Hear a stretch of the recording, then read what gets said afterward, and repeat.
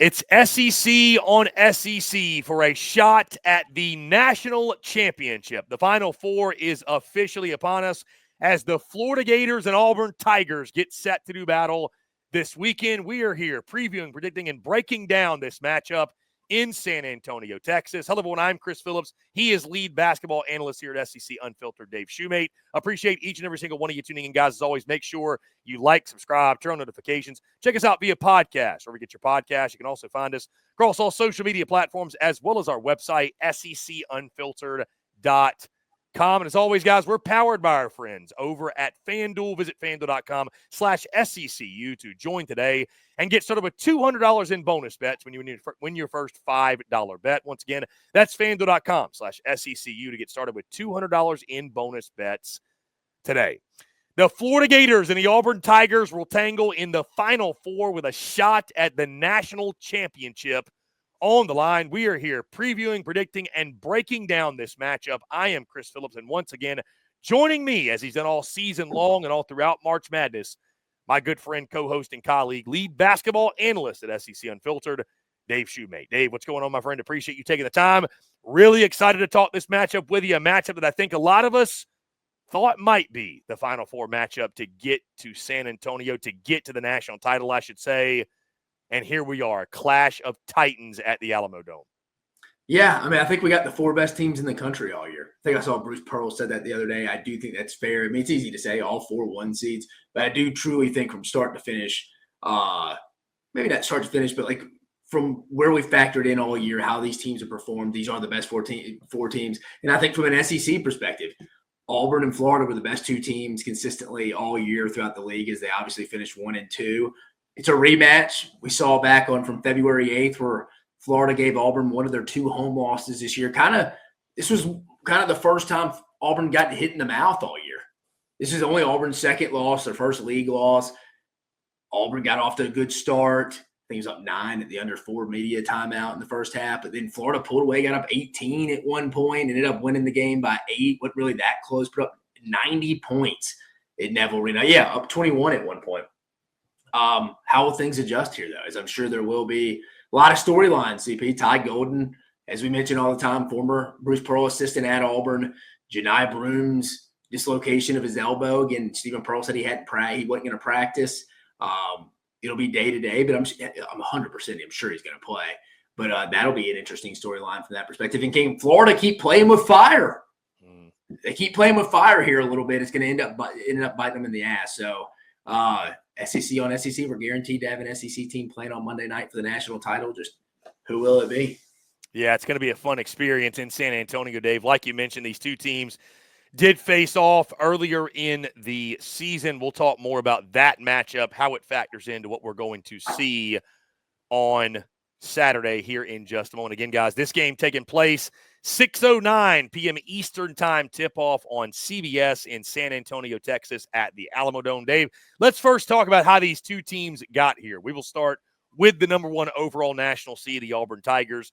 They beat Alabama State in the first round, beat Creighton in the second round. Then in the second weekend, took down the Michigan Wolverines by a score of 78-65, and then beat Michigan State, outlasting them 70-64 to get into this ball game. Florida, Dave, beating Norfolk State in the first round, beat UConn in the second round. Like you mentioned, Dave, playing with fire. Game started getting a little bit closer, won that game by 2. They did beat up on Maryland in the Sweet 16, 87-71 last weekend. And then, of course, though, the following game against Texas Tech, really tight ball game, came down to the wire, but Florida prevails 84-79 against a pretty solid Texas Tech team, I might add, that was able to survive against Arkansas. But still, Florida gets the win, and now we have Auburn and Florida. Dave, I want to start there, actually. Let me get your thoughts.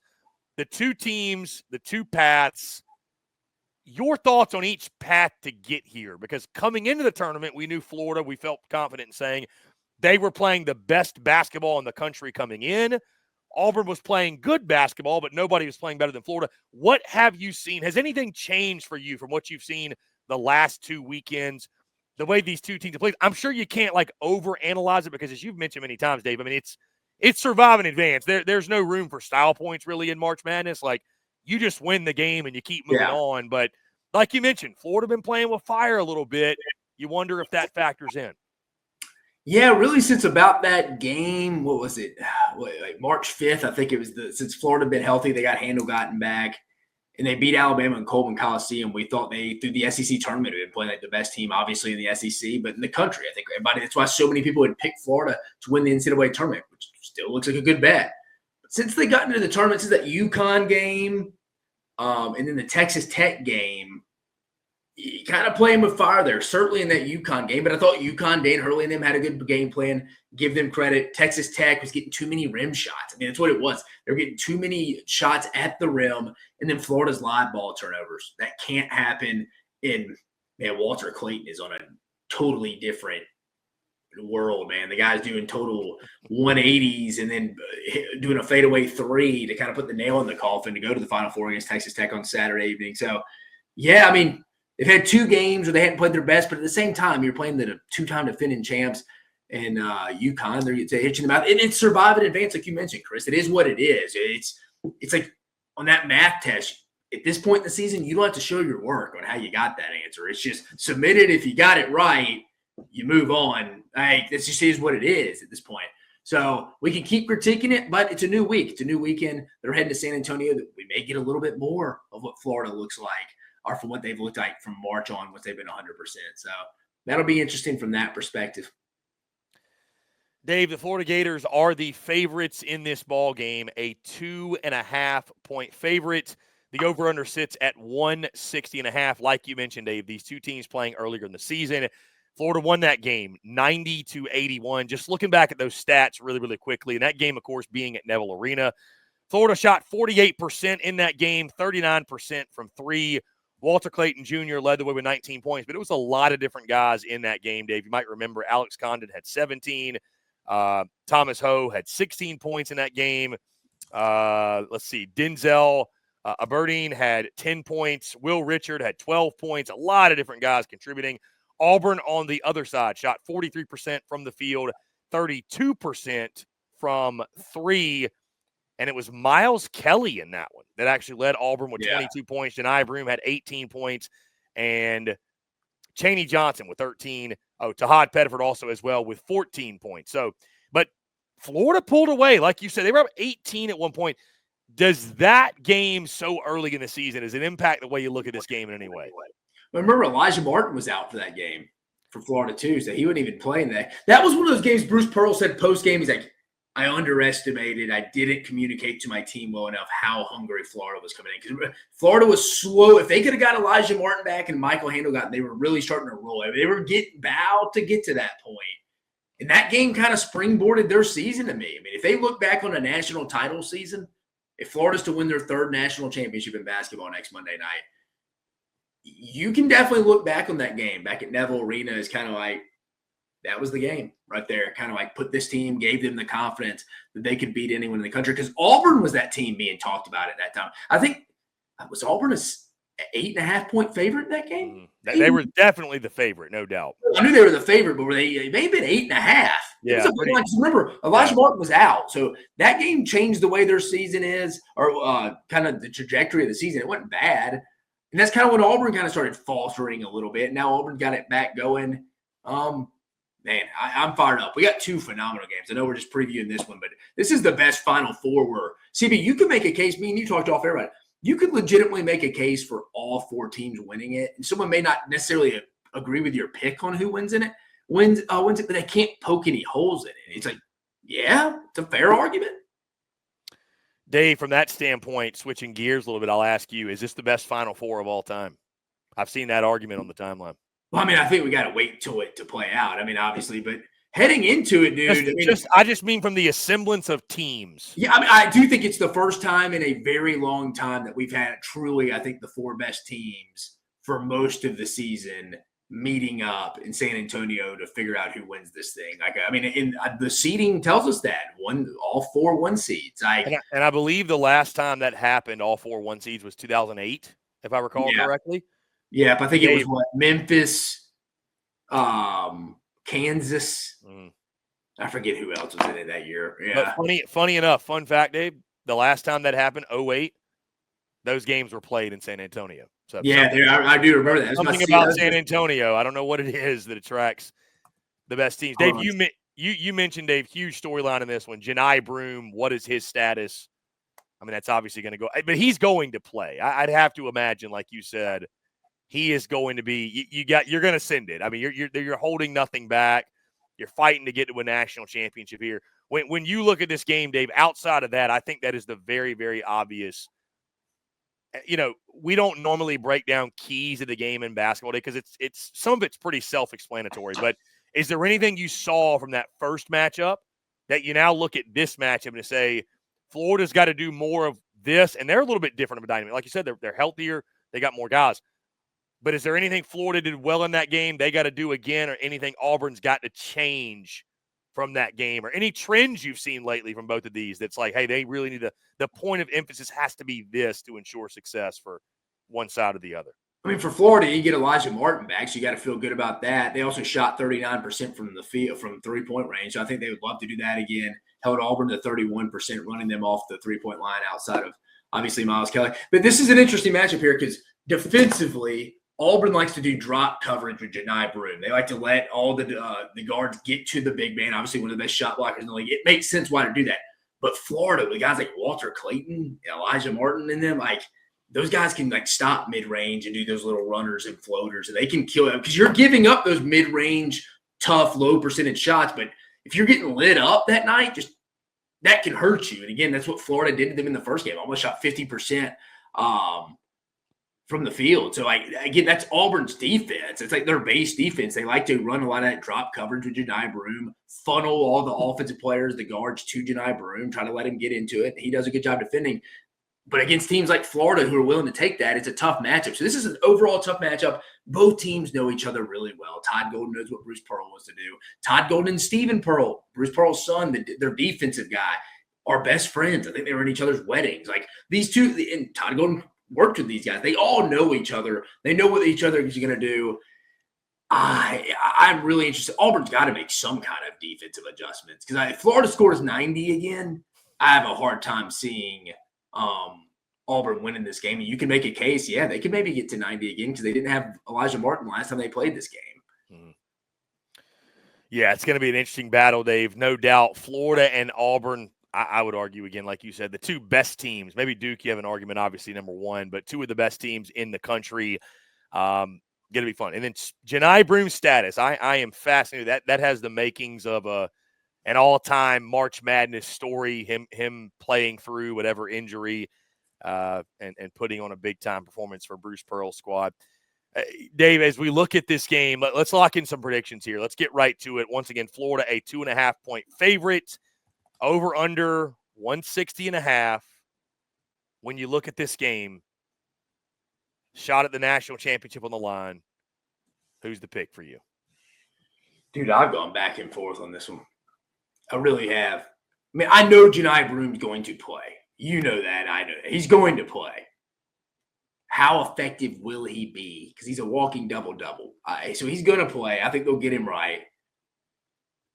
Man, I think this is going to be a really good first game of the Final Four. I'd have a hard time seeing anyone blow anybody out. I've gone back and forth with this one. I've gone back and forth, honestly, with it, CP, since we've been recording this. In my head, I was like, man, because once I started talking the drop coverage about Johni Broome, I was like, man, Walter Clayton's on fire right now. He is going to light it up. And I was like, oh my God. I'm going to go some way, somehow. Auburn gets it done. Tahad Pettiford gets that big win. I'm going to go Auburn 86, Florida 80. I say that knowing that it's not a great defensive matchup for Auburn. I think Florida could totally tear them apart with the mid-range. But I think some way, somehow, Auburn seems kind of like a destiny team right now. I'm going to go Auburn. I don't even know if I really believe that, but I'm going to go Auburn. I've seen Auburn athletics in these big-time events, and they usually get it done outside of the 13 national title games. I think some way, somehow, I think big Tahad Pettiford, big Miles Kelly day. I think Miles Kelly shoots phenomenal in the Alamo Dome. If he doesn't, if he shoots 12%, please clip this and send it to freezing cold takes. I dare people. But some way, somehow, Auburn gets the win. I think Florida's probably the overall better team, but I think Auburn gets it done. They advance to Monday night to go have a chance to win the national title. You, Dave, bring up a really interesting point. It does kind of feel like Auburn kind of gives off Team of Destiny vibes a little bit.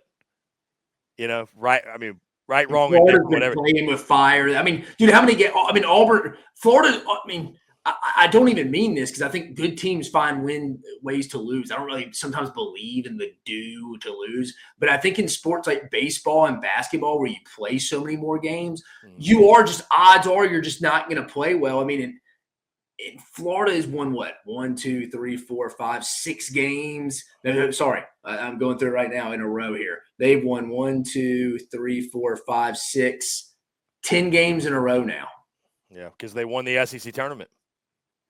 Yeah, and then they won 4 games in the NCAA tournament. They haven't lost since they lost to Georgia on February 25th. Haven't lost in a month and a half, essentially. Yeah, 10 straight games they've won. And hold on, CP, hold on. And every team they've played is an NCAA tournament team that they've won. A&M, Alabama, Ole Miss, Missouri, Alabama, Tennessee, plus who they played in the NCAA tournament. That's 10 straight teams that made the NCAA tournament that year. Dude, you're due to just – and they've been playing with fire a little bit. I don't know. I think Florida on their best day is the better team. I just think on Saturday evening, man, just screams Bruce Pearl. The coaching matchup, for sure, I think you do lean Bruce Pearl, don't you? I mean, Todd Golden, as good as he's been. It's his mentor. It's Todd's mentor. You got to lean Bruce. Yeah. Dave, I'm going to go Florida. Dude, I don't blame you. I'm going to go Gators. I'm going to go Gators 88-84. I just I'm not going to bail on Florida at this point when we've been talking about they've been the best team in the country over the last. In a series, I'm picking Florida. Right. I'm like you said, there's really not a bad pick here, but I'm going to go the Florida Gators. I do trust and believe in their star power with a guy like Walter Clayton. Like, guard play is what wins in March, and that dude's playing out of his mind. So, granted, we're technically in April, but you know what I mean. Guard play wins in this tournament, and I love Florida's guards. They've always had the best guards. I'm relying on those Florida guards, Dave. Those Florida guards will get it done again. Walter Clayton, big night. I could see him topping the points he had at Neville. Would he have 19? I could see him going above that, being like 25 or something like that. Big night for him. So you are right. It's scary. They've been playing with fire. No doubt. But I think the Gators punch the ticket to the national title. It's been a chalky March Madness, by the way. Obviously, all 4 1 seeds. If chalk remains, Florida will punch their ticket. Like you said, they're the better team. They're favored. Yeah, you told me, like I said, I mean, if Auburn's going to stay in that drop coverage and not mix it up, throw different looks, and Walter Clayton and them are just killing them from midnight, dude, all bets are off. Because I do think it could just kind of be a bad matchup thing. Yeah. So I got Florida. Dave's got Auburn. What say you? Would love to hear your thoughts, guys. Before we get out of here, a little bit more Final Four chatter here because we're having a lot of fun. Dave, our friends over at FanDuel, we've got some really interesting hypothetical odds for the national title, right? This is just peak gambling. FanDuel's already giving you odds for what the national championship may be. So I want to get your thoughts, Dave. I want to see how close you can get. I'm going to go through each of the matchups.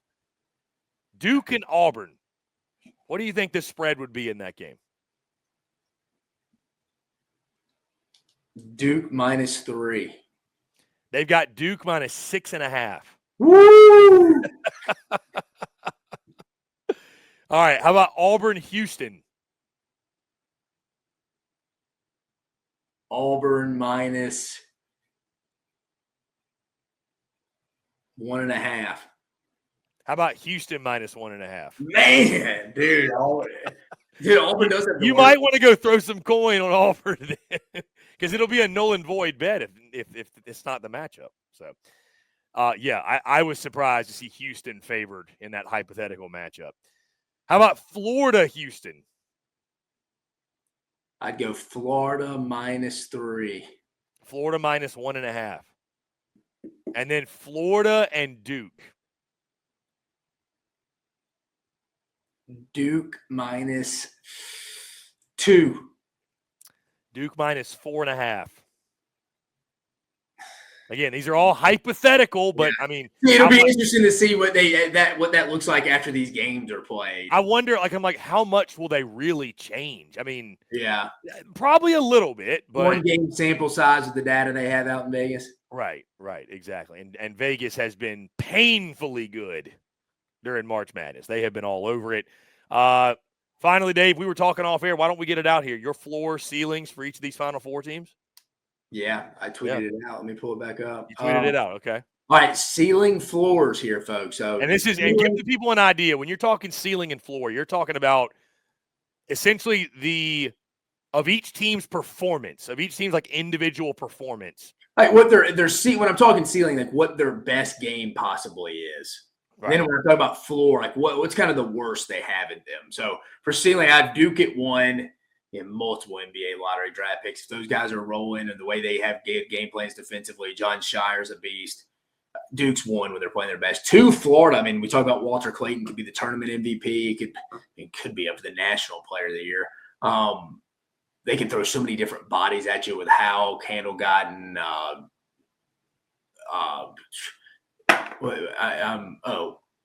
I'm missing my guy's name. Condon? Yeah, Alex Condon. Yeah, and Alex Condon shooting in even Chinyulu. So they got a lot. Florida's just deep, man. When you talk about Condon and Chinyulu. Then I got Florida. Then I got Auburn ceiling sitting there at 3 again. I think the ceiling is set by Tahad Pettiford now that we're this deep in the season with them. We know what Johni Broome's going to get. I would sit them at 3 though than Houston offensively. They're better offensively this year, but still undersized guard with LJ Cryer and just how well are they going to shoot that night. We know they'll defend. And to my next point, for the floor, I have the Houston Cougars 1, baby. You defend that well. They do what they do. They know who they are. I think they have kind of the highest ceiling from they can't really play too bad of a game. I think Auburn's 2, just the way they defend. They have so many shooters, Denver Jones, Tahad Pettiford, Miles Kelly, we've mentioned. So many guys across the board there. Then Duke, just because they're younger. It would be interesting to see. And again, the ACC hadn't been overly challenging, but again, they both beat Auburn and Alabama now. So it's tough to keep saying that. They're saying really good team and not a good league. I think 2 things can be true at once. But I would still say, I don't know, Cooper Flagg has a bad night. Kneppel doesn't go off. The length of their front court didn't affect a bigger guard. It wouldn't shock me. Then Florida, we've seen it. They were down 26 in Athens at Stegman one night. We've seen some bad games with them before. So I would go Florida there at 4. There you have it, folks. Again, would love to hear your thoughts. Ceiling, floor for each team in the Final Four. And also, we'd love to hear your predictions for this game. Florida, Auburn, it all goes down Saturday night. One of these 2 teams will punch their ticket to the national championship. Who do you think will be? I'm going Florida. Dave's going Auburn. What say you? Guys, before we get out of here, I do want to tell you about our friends over at FanDuel because, as always, we're brought to you by our friends at FanDuel this bracket season. FanDuel is letting you make the call because right now new customers can get $200 in bonus bets when your first $5 bet wins. That's $200 extra bucks to bet on everything from clutch shots to last-second heartbreaks and even who's cutting down the nets. If you've been waiting to join, there's no better time. There's tourney action almost every day, and FanDuel has amazing bet types like spreads, totals, game props, and so much more. Again, myself, Dave Shumate, we've been locking in our picks, our predictions, our bets, if you will. We'll do the same this weekend. Tail us, fade us, do whatever you want. Just make sure when you do it, visit FanDuel.com/SECU and get in on the college hoops action all tourney long. Must be 21 and up and present in select states or 18 and up and present in D.C. First online, room and wager only. $5 first deposit required. Bonus issued as non-withdrawable bonus bets expire 7 days after receipt. Restrictions apply. See terms at sportsbook.fanduel.com. FanDuel is offering online sports wagering in Kansas under an agreement with Kansas Star Casino, LLC. Gambling problem? Call 1-800-GAMBLER. Visit FanDuel.com/RG. Call 1-888-789-7777 or visit ccpg.org/chat in Connecticut or visit mdgamblinghelp.org in Maryland. Hope is here. Visit gamblinghelplinema.org. Call 800-327-5050 for 24/7 support in Massachusetts or call 1-877-8-HOPE-NY or text HOPE-NY in New York. Guys, once again, we appreciate each and every single one of you tuning in. As always, guys, make sure that you like, subscribe, turn on notifications. Check us out via podcast or we get your podcast. You can also find us across all social media platforms, as well as our website, secunfiltered.com. For lead basketball analyst here at SEC Unfiltered, Dave Shumate, I am Chris Phillips. Appreciate each and every single one of you tuning in. Stay tuned this weekend for some exciting content we've got rolling out. And, of course, we'll be live after each of the 2 games, Final Four and national title, to react to it all. Until then, thank you all so much. Appreciate you all tuning in, and we will catch you all on the other side.